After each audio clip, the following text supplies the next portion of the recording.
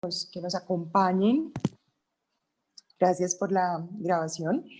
Qué rico que estén acá en este espacio con nosotros en el marco de la Feria de Universidades Marymount número 17. Ya llevamos una trayectoria importante en este evento acompañando a sus hijas en todo este proceso de orientación profesional, más allá de la elección de una carrera, sino de encontrar su propósito de vida.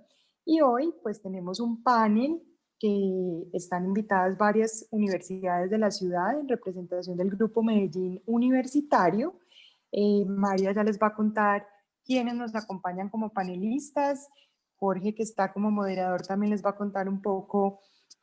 María Clara, quién es Jorge, y pues bienvenidos a este espacio de construcción colectiva de ese acompañamiento oportuno a sus hijas en este proceso. Bueno, Cata, muchas gracias. Hola, papás, buenas tardes, bienvenidos todos. Como dijo Cata, qué rico que nos estén acá acompañando. Este es un espacio supremamente valioso para ese proceso de las niñas.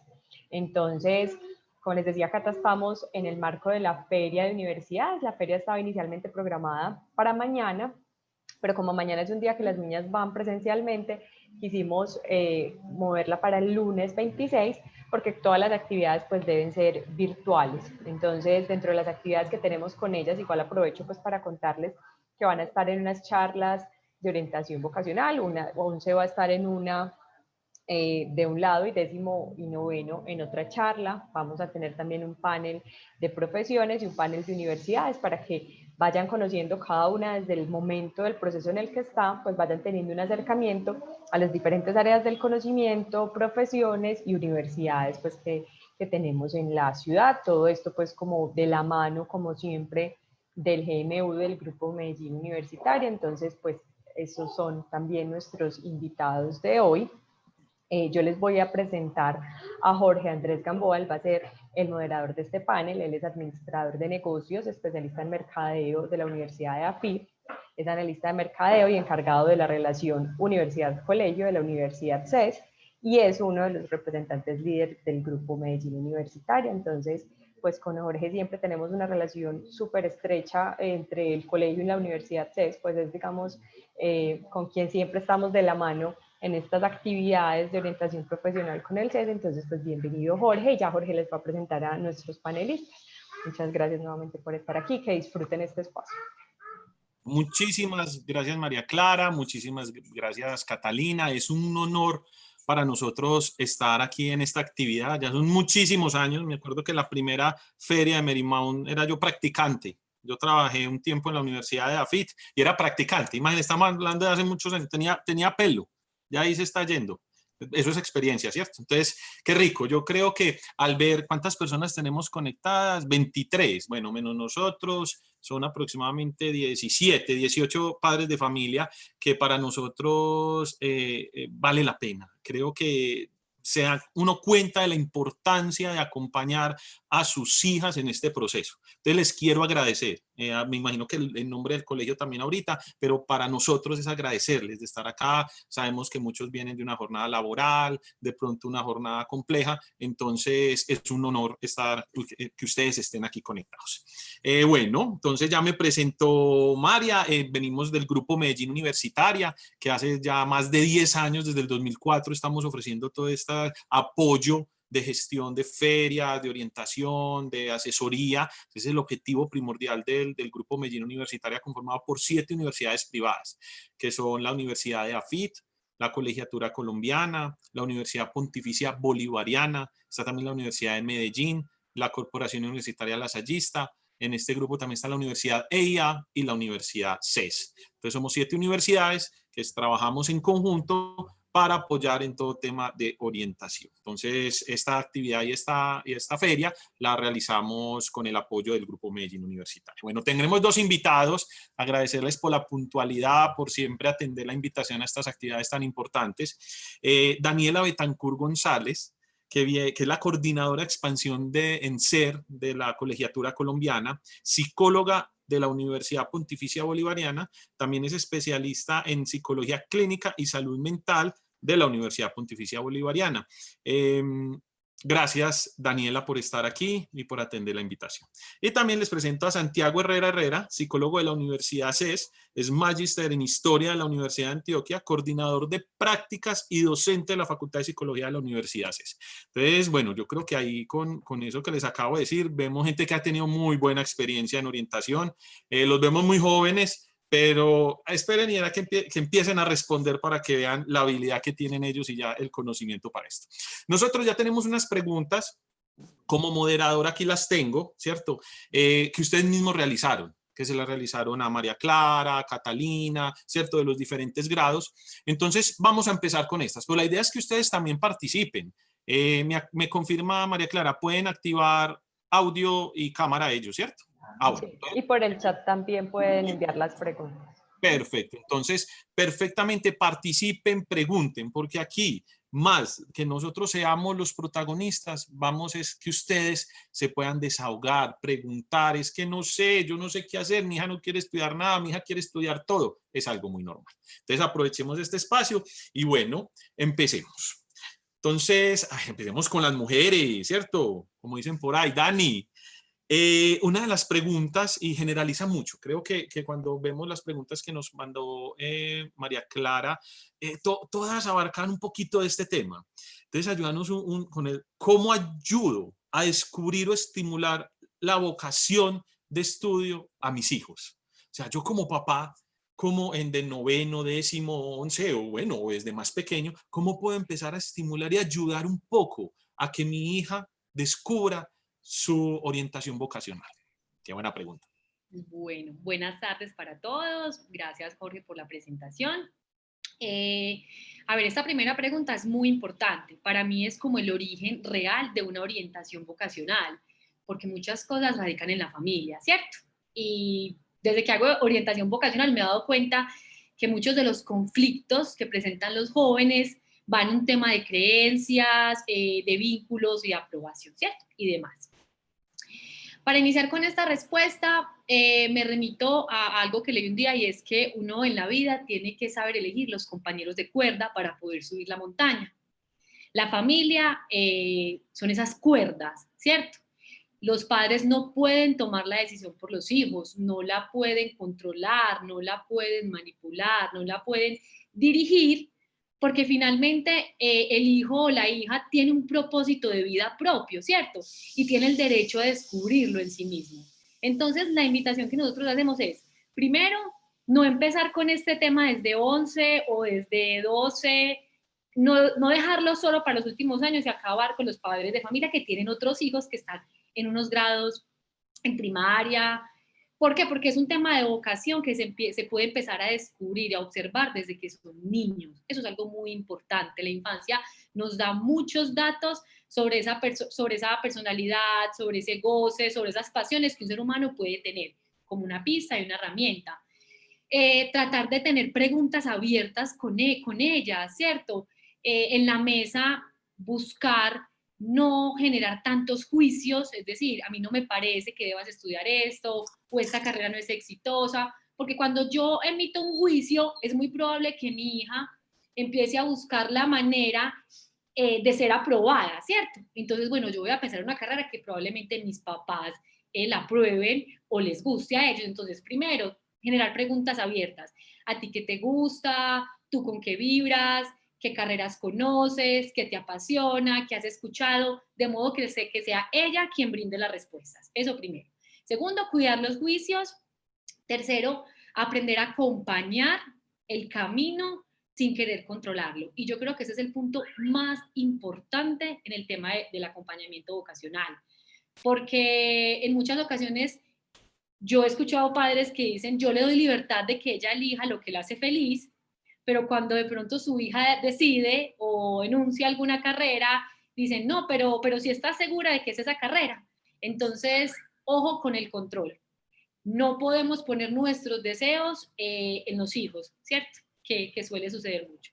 Y a la vez creo que el tema de estudiar como tal, más que cómo apoyarla en eso, es cómo inspirarla a que use el estudio como una plataforma, como un trampolín para alcanzar una proyección y un propósito de vida. Eso es muy distinto.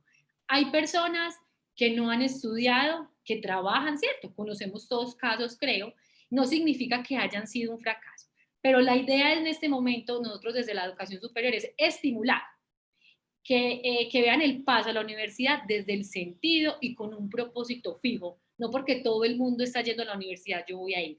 La idea es que sea inspirado, que sea acompañado y que tenga un objetivo claro, y ese objetivo claro radica en el ser, ¿cierto? Eso es como lo que yo pienso, Jorge. Muy bien, Dani. Santiago, ¿algo para aportar? Solo una cosita como para aumentar muy bien la respuesta de Dani. Un saludo a todos, a todas. Me cargaron de un montón de expectativas. No esperen tanto de mí, realmente. Ampliar una cosita lo de Dani. El lenguaje crea realidades. Y una de las realidades que creamos cuando los hijos y las hijas van a tomar esta decisión es, ¿tú qué quieres ser? Sus hijos, sus hijas ya son muchas cosas. Elegir la carrera, sí, como les decía Dani, es una parte del camino, pero no la es toda.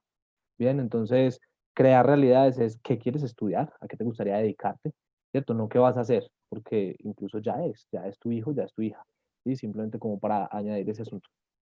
De algo que he aprendido de Santiago es cuando en sus conferencias dice eso, sus hijos ya son algo, ya son alguien, ¿cierto? Entonces, a veces creemos que entonces tiene que estudiar, no, ya son sus hijos, son un ser humano, ¿cierto? Que están aprendiendo y llenándose de conocimiento, pero ya son algo. Ya lo otro son complementos y toma decisiones de la vida. Entonces eso se lo he aprendido a él y quiero fortalecerlo acá. Y temas que dice Daniela, no juicio, ojo con el control, lo recalco, ¿cierto? Me parece importante. Espacios abiertos de diálogo. Hay temas, yo no sé, papás, porque nos da miedo. Y entonces los queremos como medio, cuando ella menciona algo del colegio, si estuvo en una feria o la invitaron a alguna feria en un colegio, ya, no, sentarse, dialogarlo.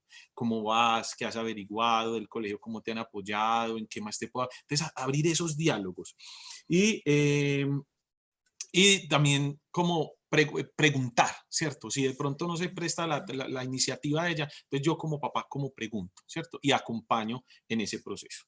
Entonces, bastante interesante. Siento que son preguntas que muchos de los papás, y creo que es la primera, por eso empezamos. Esa es la primera pregunta. ¿Cómo acompaño, cómo apoyo este proceso a mis hijos? Bueno, Santi, voy a aprovecharte y quiero hacerte esta pregunta. ¿Qué tal estos encuestas de orientación vocacional, cuestionarios, estas herramientas? ¿Tú qué las recomiendas, no las recomiendas? ¿O bajo qué momento recomiendas estas actividades como orientación vocacional? Bueno, yo pienso que habría que empezar por la diferencia entre orientación y control, ¿verdad? La orientación da pistas, la orientación evoca preguntas, el control da respuestas, ¿cierto? Entonces, eh, a veces decir no controlen es muy fácil, sobre todo para quienes no tenemos hijos o hijas, y no controlen, no controlen, porque todavía estamos ubicados en la posición de hijos, no nos controlen, bien, pero el control es necesario. Pero en esto de la vocación, la invitación es la orientación, y orientar es dar guías, es un mapa. Cuando a ti te entregan un mapa de una ciudad, no te están diciendo a qué lugares ir, están diciendo cómo ir.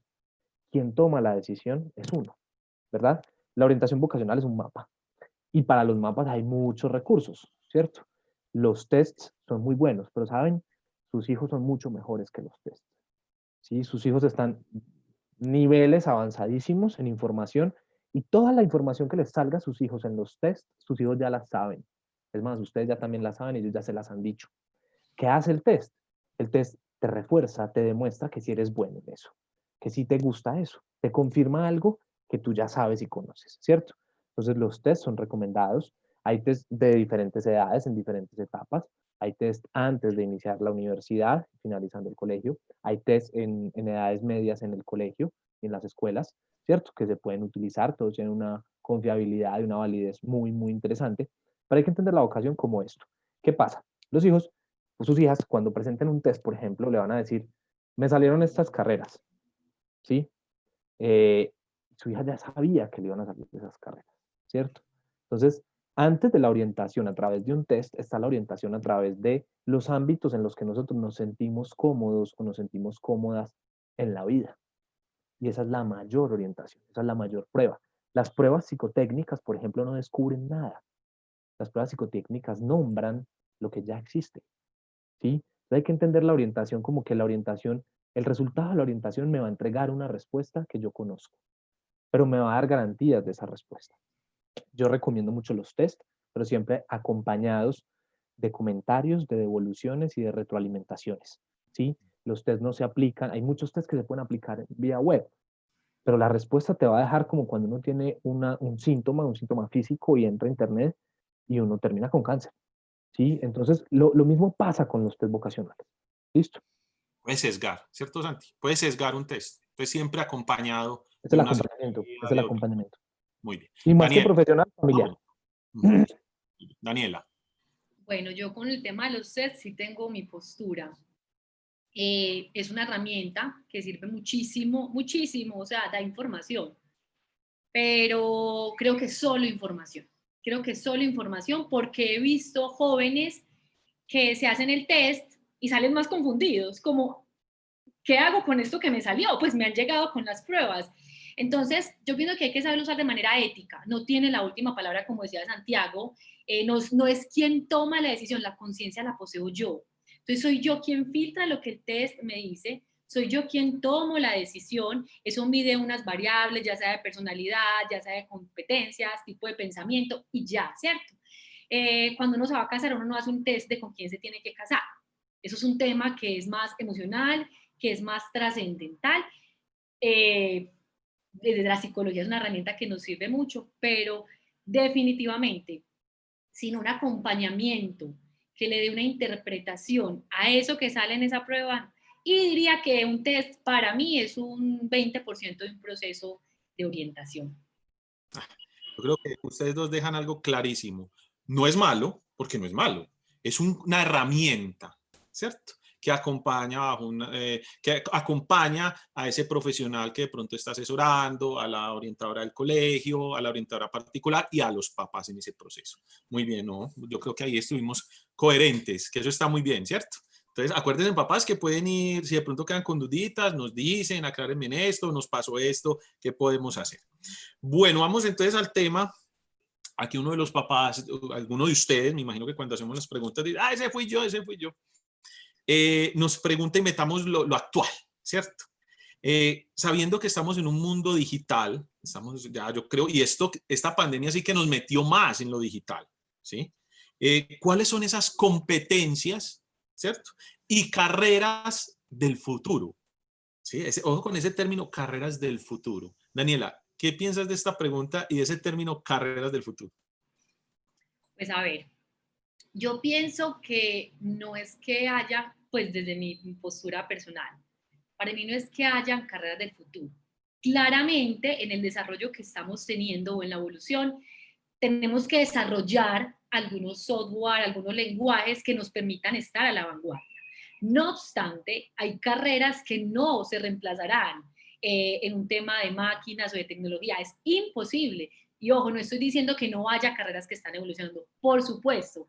Pero, por ejemplo, si hablamos de las ciencias sociales humanas, ¿qué aplicación puede reemplazar un psicólogo, cierto?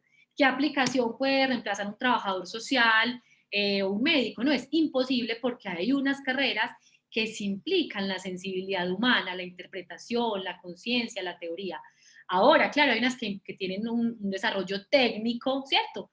Tecnológico, que sí pueden en cierta manera suplantar algunos cargos que digo yo son más de tipo operativo.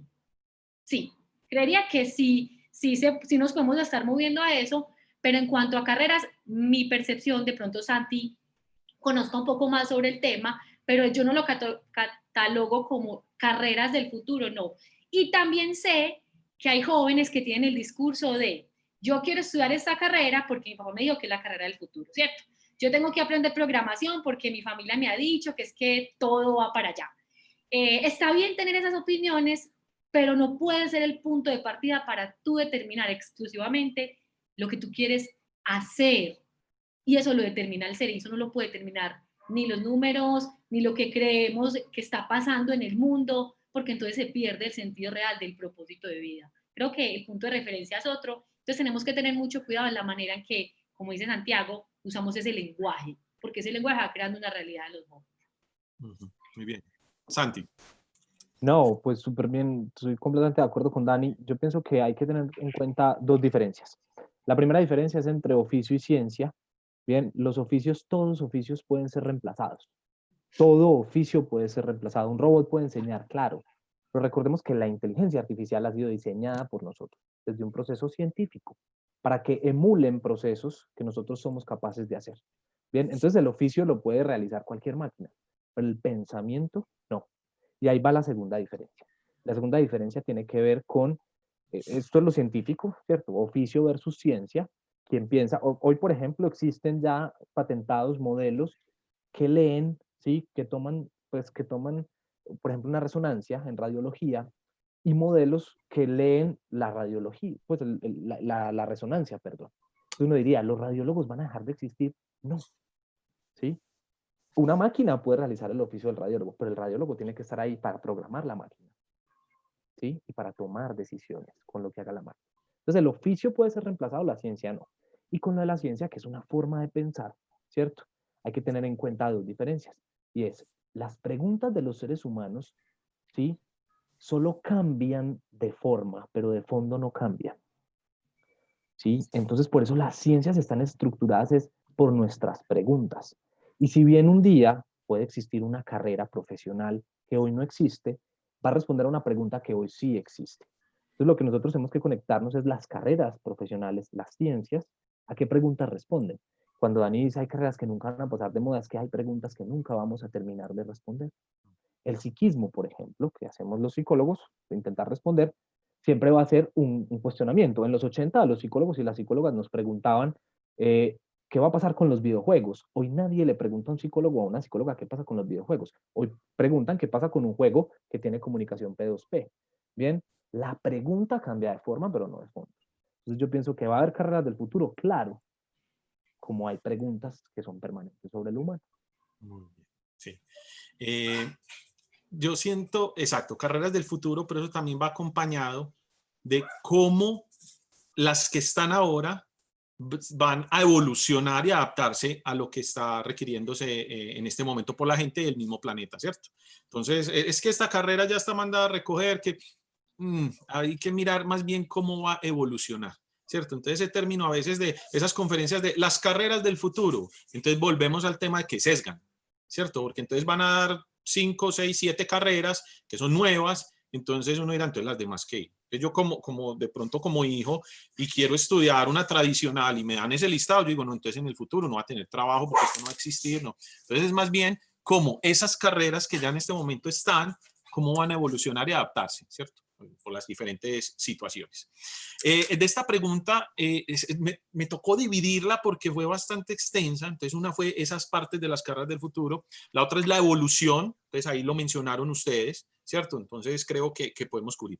Pero el otro tema fundamental es cómo, a ver, de esas carreras nuevas, cómo saber que se van a mantener, que ese tema es complejo, ¿cierto? Da temor. Hay una carrera nueva y cómo yo como papá, como hijo, voy a saber que se va a mantener y voy a encontrar empleo. Santiago. Hay dos aspectos ahí. Lo primero es que toda ciencia tiene una forma de responder a cómo los seres humanos nos relacionamos con un objeto, ¿cierto? Y nuestra relación con los objetos que da paso a las carreras profesionales, pues es algo permanente. Tendría que ser que deje de existir el objeto. Sin embargo, incluso cuando el objeto deja de existir, nosotros podemos seguir relacionándonos con él. Entonces, el mayor ejemplo puede ser la ingeniería de petróleos. Sí, la ingeniería de petróleos hubo un momento en el que se ha buscado y se ha hecho muchos desarrollos para dejar de depender del petróleo, pero lo que permite el petróleo es un asunto humano permanente. Entonces, quien estudia ingeniería de petróleos tiene la capacidad de pensar que como se relaciona un día con el petróleo, se puede relacionar un día con otros objetos, ¿cierto? Entonces, hay carreras que son muy innovadoras, pero que nos ponen a veces a desconfiar o a dudar de su capacidad de perdurar en el tiempo. Bien, lo que hay que entender es que las carreras profesionales son profesionales y son ciencias en tanto enseñan una forma de pensar para relacionarnos con objetos del mundo, ¿sí? Entonces, las carreras no se limitan a un oficio. Bien, hace 30 años no existía la publicidad. Hoy existe la publicidad y estudian muchas personas publicidad. Podríamos decir, ¿qué pasa cuando se deje de usar la publicidad? Quien estudió publicidad aprendió cosas como la persuasión, que es un proceso que utilizamos continuamente. Entonces, lo que hay que pensar de las carreras profesionales es eso. Y lo segundo que tenemos que, para responder esto, es que cada vez más vamos a encontrar la especialización en las carreras profesionales. Y la especialización es que los que nos garantiza un margen de respuesta confiable sobre los objetos del mundo, ¿sí? Es a medida que nosotros podamos analizarlos. Bien, entonces la medicina antes era integral, pero ahora la medicina tiene especialidades. Bien, antes los psicólogos y las psicólogas estudiamos una integralidad, ahora nos tenemos que especializar, ¿cierto? Entonces es dos aspectos. Lo primero es cuál es el proceso de relación del ser humano con el mundo que trae esa profesión, que eso es algo que perdura. Y lo segundo es esa profesión cómo puede especializarse. Recordemos hoy que la especialización en términos de las carreras profesionales es fundamental, incluso desde que se están estudiando, no simplemente especialización como un posgrado. Entonces, ¿cómo saber esa perdurabilidad de las disciplinas? A través de esos dos aspectos. Muy bien. Dani. Bueno, ya yo estoy muy de acuerdo con Santiago, ya en términos más prácticos. A ver, primero, el pregrado es solamente el camino inicial, ¿cierto? O sea, es imposible decir que un pregrado va a ser determinante en tu conocimiento o en tu desempeño profesional, porque es que eso es un camino donde no solo juega lo académico, sino la experiencia, ¿cierto? Y nos vamos reinventando poco a poco en ese quehacer. Entonces, lo que mencionaba Santiago, se hacen especializaciones, maestrías. De hecho, lo que yo he observado, y no sé si Jorge acá y Santiago estén de acuerdo conmigo, es que cada vez se va ampliando más esa oferta de educación continua, donde las personas van sumando saberes específicos a su área, ¿cierto? Entonces ya va cambiando un poco la modalidad incluso de estudio y aplicación del conocimiento. Para que una carrera exista, tiene que tener pertinencia social, tiene que tener una necesidad demostrada ante el ministerio. De hecho, para que un programa se abra, la universidad tiene que demostrar que hay empresas que requieren a ese profesional afuera, ¿cierto? Entonces, de una otra manera, esos programas nuevos que surgen, porque surgen muchos nuevos, están en la dinámica de dar una respuesta a una necesidad. No es que alguien se inventó un programa por pasión, entonces lanzó el programa. No, detrás de eso hay una investigación profunda donde las organizaciones también solicitan a este tipo de profesionales. Entonces, creería que no están al azar ahí, creería que todas están llamadas a reinventarse, pero no en sí mismas, sino lo que cada ser humano haga con su saber. Yo creo que esa es la gran diferencia. Pues podemos encontrar un publicista que hasta hoy no tiene conocimiento de innovación de marca, ¿cierto? Pero otros que sí. Entonces ahí está la gran diferencia de qué hace cada ser humano con eso que sabe y de qué manera lo transforma. Porque el pregrado es una etapa muy concreta de 5 años, ¿cierto? Entonces creo que no se debe desatar una angustia en cuanto a esa pregunta, porque esto es muy parecido a la pregunta anterior y es, vengan, tengamos cuidado con esa ansiedad del futuro, porque eso es un tema que angustia mucho a los jóvenes y es que donde yo fracase, es que donde esta carrera desaparezca, es que donde a mí no me vaya bien, siempre en un tiempo en el que no están. Entonces creo que tenemos que empezar a ser un poco más equilibrados en lo que preguntamos, porque estamos remitiendo mucho un tiempo que no está y eso muchas veces genera ansiedad. Entonces, eso es lo que yo pienso. Y dijiste algo, Daniela, que es también esa seguridad que nos da que le debemos de dar a la universidad. Yo creo que una universidad no abre un pregrado por abrirlo. No, ¿cierto? Hay una necesidad que ellos hicieron una investigación con empresarios en otros países y por eso crean. Entonces, desde ahí, yo no creo que una universidad reconocida, que ya esté posicionada, pues vaya a crear un programa porque sí, ¿cierto? Entonces, yo creo que eso también es un pinito ahí de confianza para los papás a estos programas nuevos. Entonces, para que lo tengan en cuenta.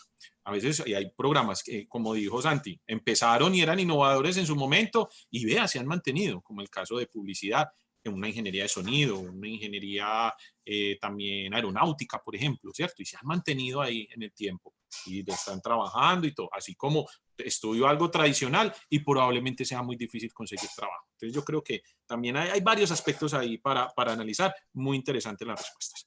Muy bien. También lo mencionaste ahí, Dani, que es el tema de esa incertidumbre. Entonces uno de los papás nos pregunta, bueno, yo motivo a mi hijo, a mi hija, ¿cierto? A que estudie la carrera, que sueñe con su carrera, pero si de pronto no se da, por X o porque no existe en Colombia, porque de pronto no paso a la universidad, porque hay carreras que tienen una exigencia en la admisión. ¿Cómo ellos recomendar ese plan B y plan C? Que así no lo mencionan, ¿cierto? ¿Vale la pena tener ese plan B, C o solo marcar a mi hija y que sueñe por ese plan A? ¿O cómo manejar ellos esa situación? Vale. Bueno, yo pienso que de entrada hay que tener el plan A, ¿cierto? Enfocarse en el plan A, pero con flexibilidad de pensamiento. Es decir, mi amor, vamos a hacer todo lo posible. Por ejemplo, tu sueño es estudiar medicina. ¿Qué tenemos que hacer para que tú pases a medicina? Entonces nos tenemos que preparar, tienes que hacer un semillero, un preuniversitario. Yo pienso que el plan A se puede pensar agotando todos los recursos. O sea, que ese joven o esa joven sienta definitivamente, hice todo mi esfuerzo y no pasé, ¿cierto?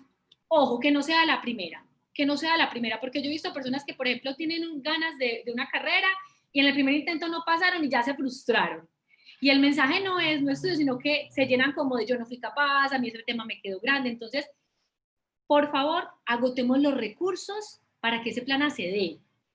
¿Cierto? Ah, bueno, que no está en esta ciudad, pero está en otra, que en este país no es tan fuerte, pero tenemos la posibilidad como familia de que te vayas a otro país a cumplir ese sueño, ¿cierto?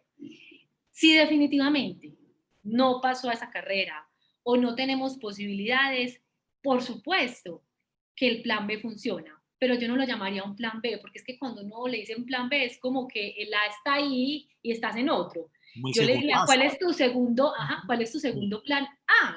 ¿Cierto? ¿De qué manera este tema que tanto te gusta puede transformarse en otra cosa? O por ejemplo, si a ti te gusta mucho la medicina, tú tienes claro que quieres trabajar con el organismo, bueno, no pasamos a medicina, pero ¿de qué otra manera, con qué otra carrera te puedes aproximar al acompañamiento orgánico de los seres humanos, ¿cierto? Y mostrar otra rama de carreras que la pueden acercar a ese saber, de tal manera que ella no se sienta frustrada, ¿cierto? Con que me tocó cambiar de área, no, se puede explorar en la misma área. ¿Qué otro saber se acerca a eso que tanto me gusta o que tanto quiero? Yo pienso que eso es importante. ¿Por qué? Porque si yo les digo solamente encierres en el plan A, entonces el día que por muchas circunstancias que no controlamos, es que no controlamos todo, no sucede que mi hija no sienta que entonces no tiene nada para hacer. Entonces, eso es lo que yo pienso, pero no nombrarlo como el plan B. Creo que nombrarlo como un plan B no es tan... No, es tan No suena bueno. Sí, ahí escuchándote no suena bien. Uno a veces lo dice, pero ya escuchándote, la verdad, no suena tan bien. Yo creo que deberíamos de cambiar. Sencillamente, Daniela, el otro plan. No hay necesidad. Exactamente. No tengo De un tal plan. manera que no sienta como no me funcionó, como no alcancé entonces me conformo con este no. No, no. Plantearlo de otra manera desde un inicio. Mi amor, ¿qué carreras te gustan? ¿Cierto? Si de pronto en esta no se nos da, ¿qué otra alternativa has pensado? O sea, creo que ahí el manejo del discurso es muy importante. Sí, la comunicación, definitivamente. Bueno, y Santi, ahí que te veo pensando, ¿qué Lo voy opinas? a, es que me puso a pensar esa pregunta en algo que yo creo que todos y todas hemos visto acá, que es el video de esta semana de una niña celebrando su cumpleaños y la Uy, hermanita la le apaga la mechoneada. vela. Más allá de lo gracioso del video, el video es preocupante. La niña que está celebrando el cumpleaños, a la cual le quitan el protagonismo, que el cumpleaños se inventa para el protagonismo, termina golpeándose. Ese dato muchos lo hemos pasado por alto. Repitan el video. La niña una vez jala a su hermanita, termina golpeándose. Es porque la frustración es la fuente principal, ¿sí?, de las agresiones. La niña no le pasó nada, ella no tuvo ninguna culpa en no poder soplar su velita y celebrar su protagonismo, ¿sí? Ella no tiene ninguna culpa, pero el no lograr su objetivo la lleva a dirigir la agresión hacia ella misma. A todas luces, el acompañamiento que necesitan sus hijos y sus hijas, y ahí entra, por ejemplo, no llamarlo plan B, es entender que no todo depende de nosotros. Ustedes quisieran un montón que sus hijos y sus hijas cumplieran sus propósitos, sus de los hijos y las hijas. Ustedes quisieran que sus hijas cumplieran los propósitos que ellas tienen, ¿bien? Pero a veces no todo depende de nosotros. Y el entender que no todo depende de nosotros nos cultiva la frustración y nos diferencia de quienes respondemos con agresión a la frustración o de quienes no lo hacemos con agresión, ¿sí? Porque, ¿qué pasa? Si nos enfocamos demasiado en ese plan que llamamos A y no se logra, ¿sí? Ahí no se va a criticar el plan A, no se va a criticar nada, me voy a criticar es a mí. Y voy a generar una sensación de minusvalía, de inseguridades, ¿sí? De baja autoestima. Entonces, lo que tenemos que realmente hacer es entender que el mundo es flexible. Y la flexibilidad es lo que nos permite tomar otras alternativas, no plan A, plan B, plan C, ¿cierto? Porque se acaba el alfabeto, ¿qué hacemos? ¿Bien? Sino que el mundo es alternativas, el mundo son salidas, ¿sí? Y el que sabe manejar salidas logra, pues logra tener un control mucho más grande de sí, una sensación de mayor eficacia, etc. ¿Sí? María Clara, adelante que nos... Claro, María. Gracias, qué pena yo ahí. No, no, No, no. súper. También estás en el panel. Dale. No, sino que pues escuchándolos y quisiera pues como agregar algo que para mí es más que un plan B, es como de pronto otra ruta, pues, y trascender la decisión de una carrera a una decisión que tiene que ver con pues lo que decía Dani, cuál es mi propósito y yo qué quiero hacer, y ese propósito, que también es un poco lo que decía Dani, pues se puede cumplir desde muchos lugares diferentes. Uno a veces siente que solamente puedo, no sé, trabajar con animales si estudio veterinaria. No, pues, y quiero trabajar con animales, pero solamente desde veterinaria lo puedo hacer. No, es encontrar todas esas posibles rutas y todos esos posibles lugares desde donde puedo lograr hacer lo que deseo, lo que me mueve, ¿cierto? Entonces yo creo que no reducirlo a la elección de una carrera, porque creo que ahí está el lío. Porque entonces, claro, la carrera no está, o no pasé a esa carrera, o entonces ya me quedé sin plan A. No, y también hay muchas posibles rutas para llegar a hacer lo que uno desea hacer. Entonces, creo que es ampliar un poquito la mirada en ese sentido. Sería un poco pues también como la invitación. No saben lo que me gusta a mí estos paneles. Yo espero que a los papás y si hay hijos también, el aprendizaje, lo que acabas de decir es importantísimo. Exacto, es primero mirar ese objetivo. ¿A dónde, cuál es mi sueño? ¿A dónde quiero llegar? Y ahí ya voy mirando el camino. Y no precisamente puede ser uno, puede ser varios caminos, ¿cierto? Y en esos caminos son los planes. Entonces, si quiero, me imagino en un quirófano, no solamente es como médico, ¿cierto? Está el instrumentador quirúrgico, está el enfermero, está el ingeniero biomédico, o está el paciente, y se enferman y ustedes se sientan allá. Hay diferentes formas de llegar allá, ¿cierto? Entonces, eso que acabas de decir fue un complemento. Y Santi, me quitaste la siguiente pregunta, ya no sé qué hacer, la de frustración.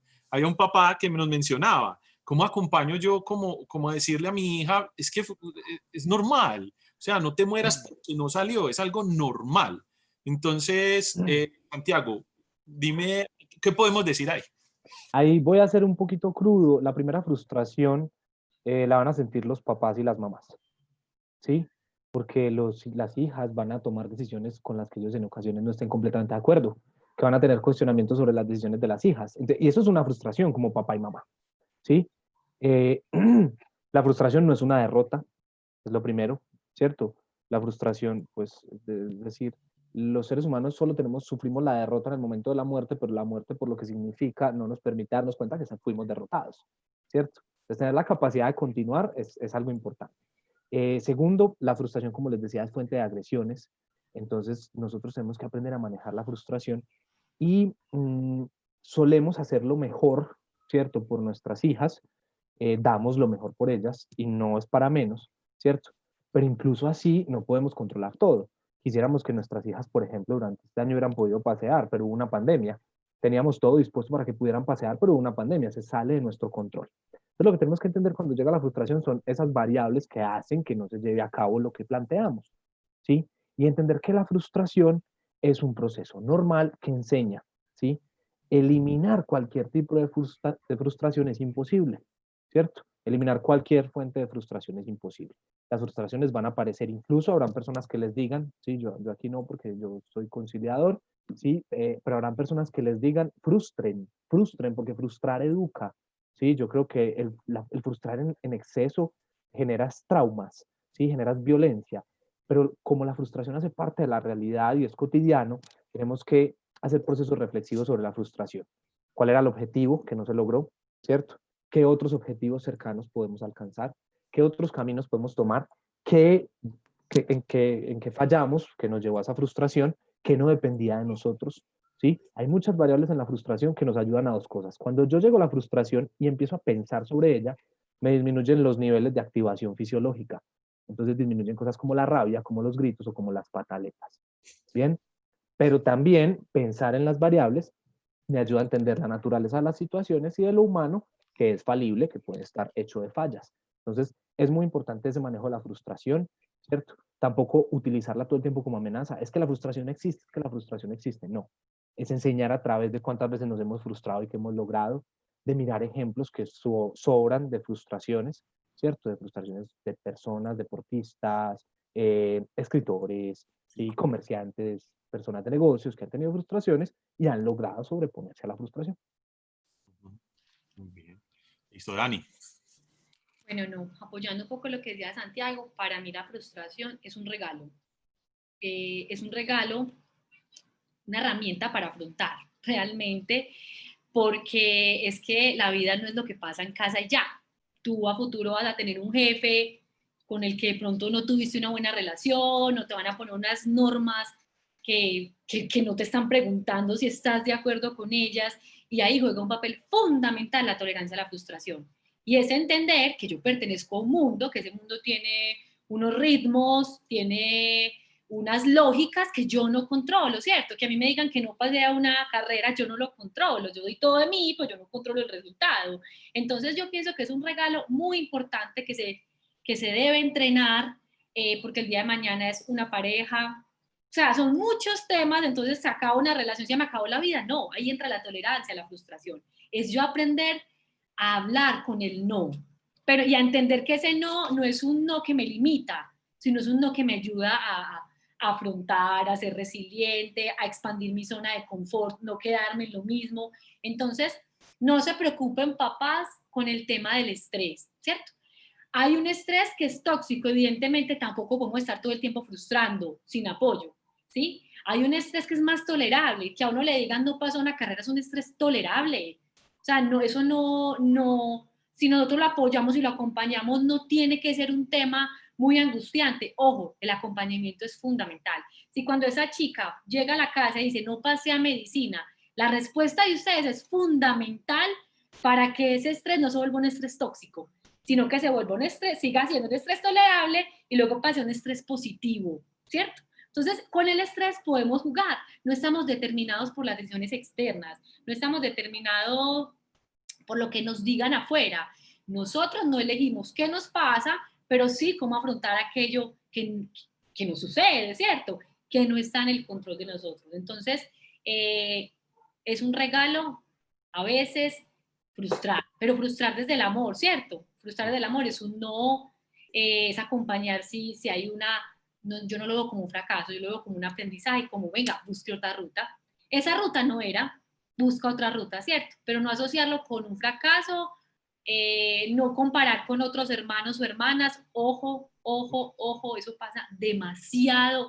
Es que mi hermana entonces está en quinto semestre de esta carrera, y entonces mis papás, ojo, ojo con la comparación, porque muchas de las frustraciones aparecen también en ese tema. Y ni siquiera son los papás los que les dicen algo, sino que ellos mismos se ponen esa autoexigencia impresionante, y a veces los papás son súper tranquilos. Pero entonces es decir, acompañando desde ya y con otro tipo de cosas, la frustración no solo se trabaja con la vida profesional, se trabaja en absolutamente todo, ¿cierto? Pues ahí sí les dejo esa recomendación a los papás. No mostrar la frustración como algo malo, sino un aprendizaje, ¿cierto? Y cómo asimilar, cómo derrotar esa frustración, ¿cierto? Y que a veces puede ser para bien. Yo tengo un caso muy cercano que se presentó a una universidad pública 3 veces en una carrera en específico y 3 veces el examen no pasó.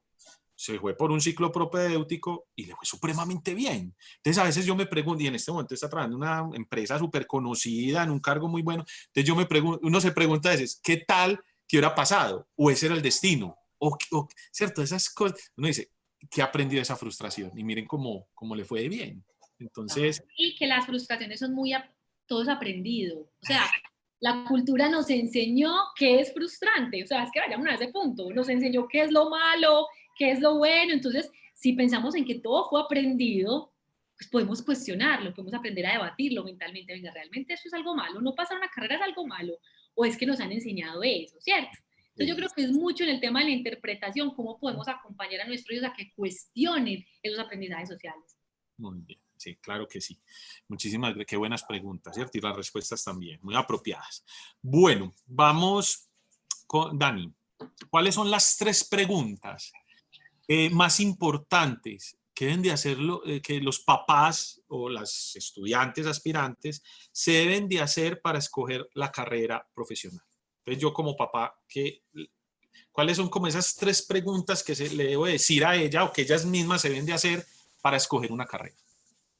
Ok, bueno, yo pienso que estas preguntas se tienen que hacer en un espacio que no esté condicionado por la opinión de otro, fundamental. O sea, no vamos a hacer esa pregunta en el almuerzo con los abuelitos y los tíos, porque ahí sale un tema de aprobación social en muchos casos, ¿cierto? Entonces, primero, tiene que ser una pregunta que tenga un espacio de confianza e intimidad, ¿cierto? Donde esa persona se sienta a salvo con lo que va a responder. Eso es fundamental. ¿Para qué? Para que salga de manera genuina. ¿Yo qué recomiendo? Primera pregunta, ¿qué me apasiona? ¿Qué amo? ¿Qué me encanta? ¿Qué me genera curiosidad? Si voy a una biblioteca, ¿sobre qué tema leería? ¿En qué se me va el tiempo? Y yo no me doy cuenta.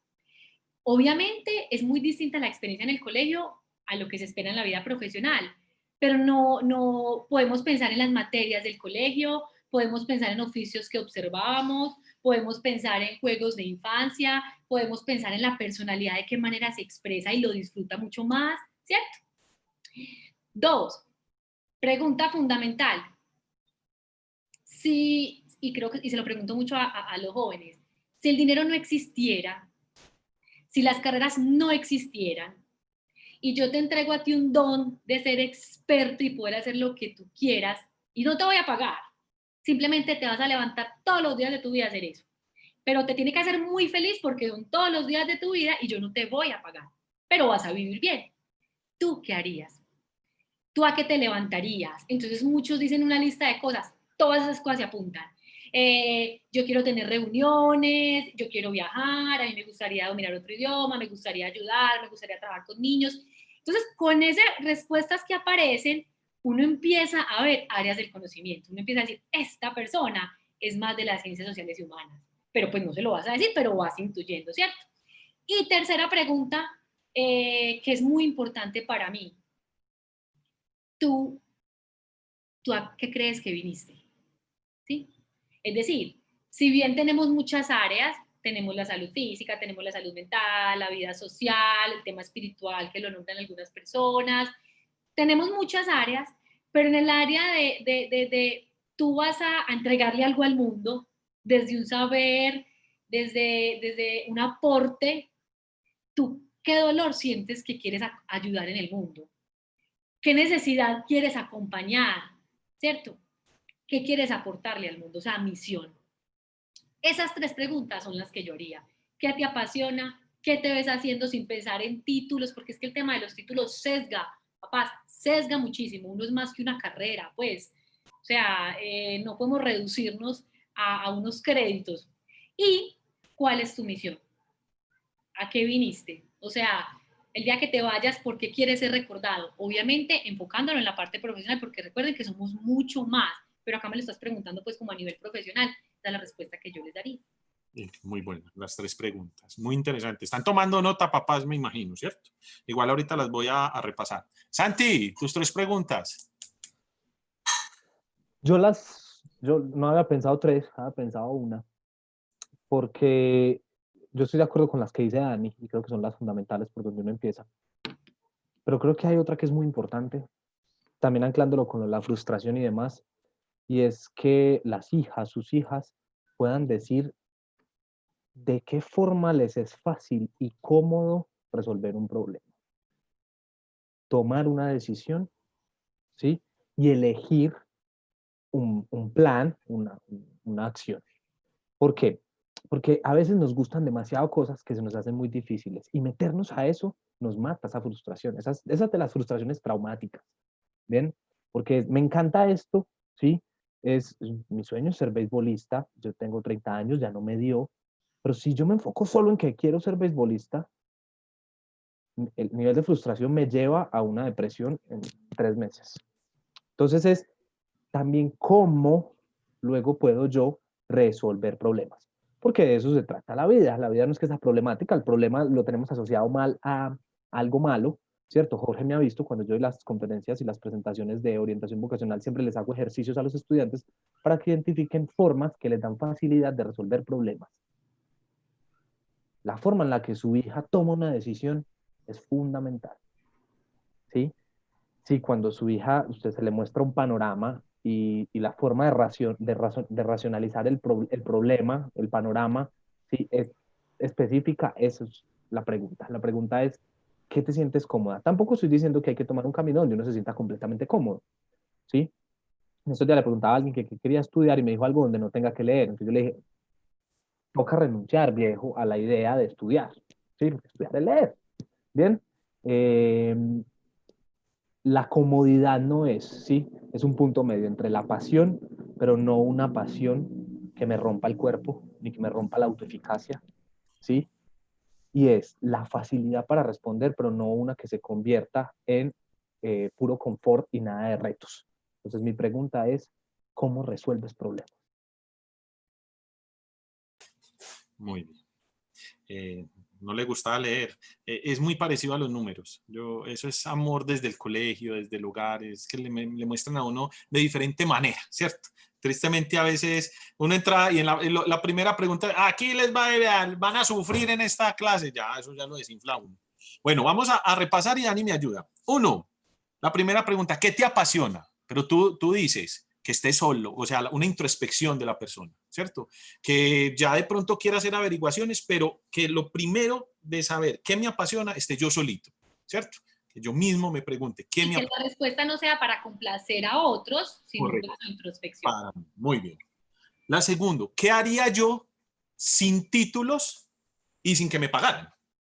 ¿Cierto? Que lo haría, que mañana a las 6 de la mañana te despertaran, no te van a pagar, pero vos lo vas a hacer con todo el amor del mundo porque te apasiona. Entonces va muy relacionada a la pregunta.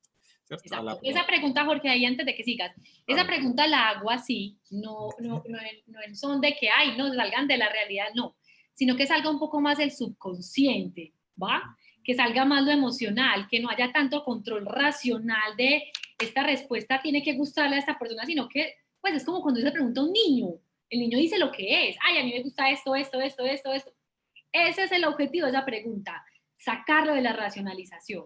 Por eso se pregunta de esa manera, pues para que sepan. Y la tercera, la misión, ¿cierto? Tú lo dijiste ahí. ¿Cuál es la misión de la vida? ¿A qué viniste? Yo diría que la de Santiago la pondría en las dos últimas tuyas. Va muy relacionada, ¿cierto? ¿Qué es problema? Vas a resolver. Me parece que va muy relacionado a la misión. Y también yo lo haría, yo voy a solucionar ese problema sin necesidad de tener un título, ¿cierto? Entonces yo lo juntaría ahí. No sé si Santi, como para no ponerle una pregunta más y encajarlo en las tres preguntas de papás. Muy bien, bueno.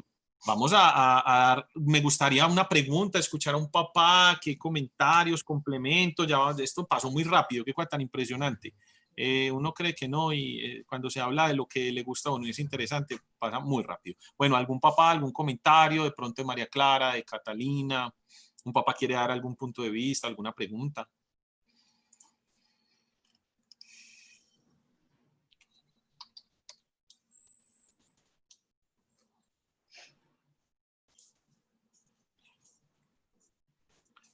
Bueno, ninguno se anima. Una preguntita, nada. Un complemento ahí bien interesante. Hablamos todos muy bien. Que vuelven a empezar, por favor, que es que me perdí en la toma. Bueno, listo, María Clara. Bueno, entonces no, si quieren, vamos cerrando entonces, María. ¿O quieren dar alguna opinión ustedes dos? Cata. No, pues yo quisiera agradecerles a ustedes porque creo que nos llevamos todos, incluidas María y yo, que nuestros chiquitos estén muy chiquitos, no importa, como mamás y obviamente como profesionales en el acompañamiento de sus hijas, nos llevamos un montón de estrategias, de preguntas, de formas de decir las cosas, de sutilezas que si tenemos en cuenta en nuestra cotidianidad, incluso con las niñas, ustedes como papás, nosotros desde el colegio, pues podemos ir tejiendo esas rutas para cumplir esos propósitos de vida. Entonces, Daniela, Santiago, Jorge, María, muchísimas gracias. Papás, mil gracias por acompañarnos en este espacio. Creo que ustedes también se llevan un montón de herramientas prácticas. Y pues, María, ya te dejo para el cierre final. Listo, no, muchísimas gracias. Por acá les puse en el chat nuevamente, se los voy a copiar en este instante también, el enlace para que hagan el registro, por favor, de la asistencia. A Dani y a Santiago también muchísimas gracias, súper rico escucharlos y pues de eso que queda uno con ganas como de conversar más con ustedes sobre el tema, porque de verdad que hay muchos elementos que recoger e integrar. Pues, papás, muchas gracias por la participación, la asistencia. Y Jorge, a ti también mil gracias. A ustedes, muchísimas gracias. Excelentes panelistas. Me encanta trabajar con ustedes. Y con el colegio, ustedes saben que adoro el Merimao. Muchas gracias a todos. Gracias. Muchas gracias. Gracias. Bueno, Chao. Gracias. Descansen. Gracias. Hasta mañana. Gracias. Gracias. Bueno, María, muchas gracias.